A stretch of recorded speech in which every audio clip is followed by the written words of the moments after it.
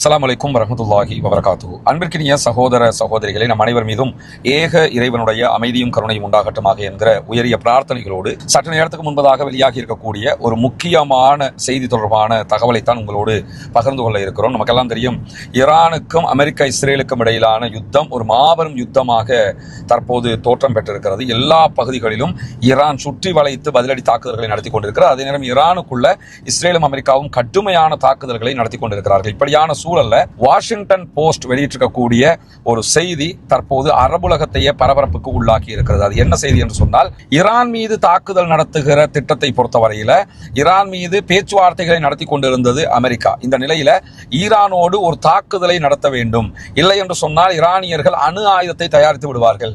அணு ஆயுதம் தயாரிக்கப்பட்டு விட்டது என்று சொன்னால் அதற்கு பிறகு அவர்களை கண்ட்ரோல் பண்ணவே முடியாம போயிடும். எனவே அவர்கள் மீது தாக்குதல் நடத்துவதற்கு உடனடியாக ஏற்பாடுகளை செய்ய வேண்டும் என்கிற அழுத்தத்தை அமெரிக்க அதிபர் டொனால்ட் ட்ரம்புக்கு பெஞ்சமின் நெதன்யாகு இஸ்ரேலுடைய பிரதமரும் அதே நேரத்தில் சவுதி அரேபியாவினுடைய பட்டத்து இளவரசராக இருக்கக்கூடிய முகமது பின் சல்மான் MBS தான் மீண்டும் மீண்டும் அழுத்தம் கொடுத்து கொண்டிருந்தார்கள் என்கிற செய்தியை தான் வாஷிங்டன் போஸ்ட் வெளியிட்டிருக்கிறது. எனவே இந்த தாக்குதல் என்பது அமெரிக்க அதிபர் டொனால்ட் ட்ரம்பினுடைய இறுதியான முடிவு கிடையாது. இதற்கான முடிவு அழுத்தம் கடுமையாக கொடுக்கப்பட்டது இஸ்ரேலிய பிரதமர் பெஞ்சமின் நெதன்யாகுவாலும் அதே போன்று சவுதி அரேபியாவினுடைய பட்டத்து இளவரசர் முகமது பின் சல்மான் அவர்களாலும் தான் என்பதுதான் வாஷிங்டன் போஸ்ட் வெளியிட்டிருக்கக்கூடிய பரபரப்பான செய்தியாக இருக்கிறது. இதே நேரத்தில் அந்த செய்தியை பொறுத்தவரையில வெளிப்படையாகவே சவுதி அரேபியா ஈரானுக்கும் அமெரிக்காவுக்கும் இடையில நடக்கக்கூடிய பேச்சுவார்த்தைகள்ல முழுவதுமாக ராஜதந்திர ரீதியிலான தீர்வுதான் காணப்பட வேண்டும் என்று சொன்னாலும் பிஹைண்ட் த சீன் உள்ரங்கமாக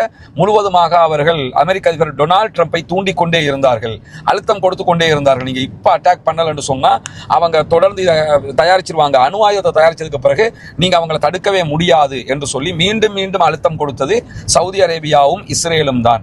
எனவேதான் இந்த தாக்குதலுக்கு அமெரிக்க அதிபர் டொனால்ட் ட்ரம்ப் இணங்கி தற்போது யுத்தத்தை ஆரம்பித்திருக்கிறார் என்கிற செய்திகள் தான் வாஷிங்டன் போஸ்டினால் வெளியிடப்பட்டிருக்கிறது. இதே நேரத்தில் இது தொடர்பாக சற்று நேரத்துக்கு முன்பதாக சவுதி அரேபியாவினுடைய வாஷிங்டனுக்கான அமெரிக்காவுக்கான தூதுவராலயம் பதில் ஒன்றை வெளியிட்டிருக்கிறது. அமெரிக்காவுக்கான சவுதி அரேபியாவினுடைய தூதுவராலயத்தின் செய்தி தொடர்பாளராக செயல்பட்டு வரக்கூடிய ஃபஹத் நாசர் வெளியிட்டிருக்கக்கூடிய அறிவிப்புல இது தொடர்பாக அவர் சொல்லும் போது என்ன சொல்றாருன்னா, நாங்கள் எந்த இடத்திலும் அமெரிக்காவுக்கு அழுத்தம் கொடுக்கவில்லை, சவுதி அரேபியா எந்த அழுத்தத்தையும் கொடுக்கல, இந்த தாக்குதல் முழுக்க முழுக்க அமெரிக்காவினுடைய தாக்குதல்கள் தான்.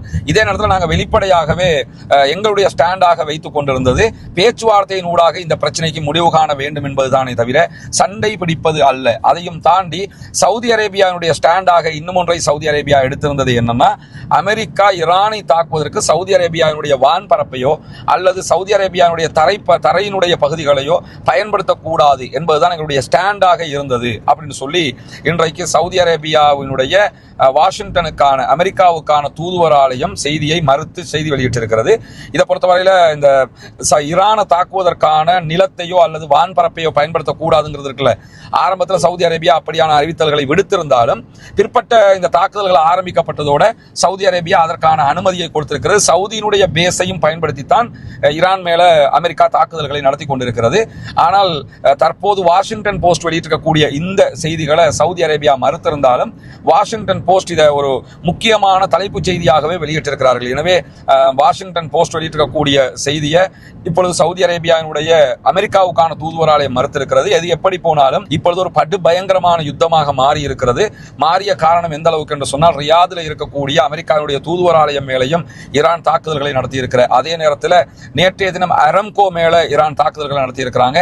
அரம்கோவில் இருக்கக்கூடிய பெட்ரோலியம் சுத்திகரிக்கக்கூடிய பகுதி ஒரு நாளைக்கு 5 லட்சம் பீப்பாய்கள் 5 லட்சம் பேரல்கள் பெட்ரோல்களை தயாரிக்கக்கூடிய தொழிற்சாலையின் மீதுதான் ஈரான் தாக்குதல்களை நடத்தி இருக்கிறது. எனவே ஈரானுடைய தாக்குதல்கள் தொடர்ந்து கொண்டே இருக்கிறது. மத்திய கிழக்கு மட்டுமல்ல, சைப்ரஸையும் தாக்குவோம் என்று அறிவிச்சிருக்கக்கூடிய சூழல்ல தான் இந்த பரபரப்பான செய்தி வெளியாகி இருக்கிறது. இப்பொழுது நீங்கள் ஈரானை தாக்காவிட்டால் அவர்கள் அணு ஆயுதம் செய்ததற்கு பிறகு அவர்களை கண்ட்ரோல் பண்ணவே முடியாமல் போய்விடும்.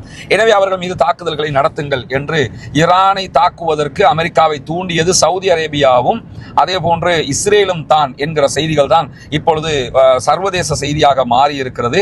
ஆனால் சவுதி அரேபியா மறுத்திருக்கிறது என்கிற செய்திகளையும் அல் அரபியா உள்ளிட்ட சவுதி அரேபியாவினுடைய ஊடகங்கள் வெளியிட்டிருக்கக்கூடிய காட்சியை நம்ம பார்க்க முடியும். எது என்ன நடந்தாலும் ஒரு மாபெரும் யுத்தத்தின் தொடக்கமாக இது மாறி இருக்கிறது.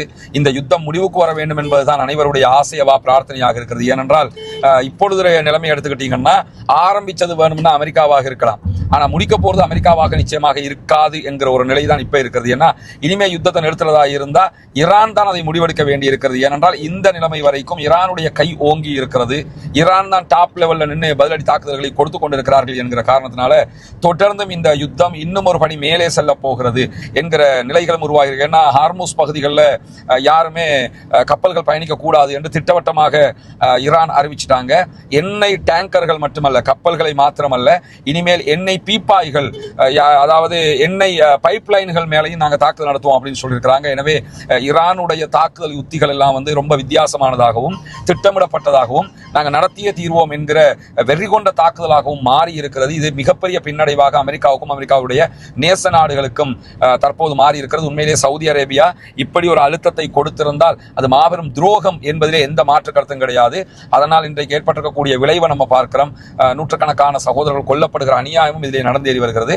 பொறுத்திருந்து பார்ப்போம் அடுத்தடுத்து என்னவெல்லாம் நடக்கிறது என்பதை வருகிற செய்திகளை உடனுக்குடன் உங்களோடு பகிர்ந்து கொள்வதற்கு நாம் தயாராக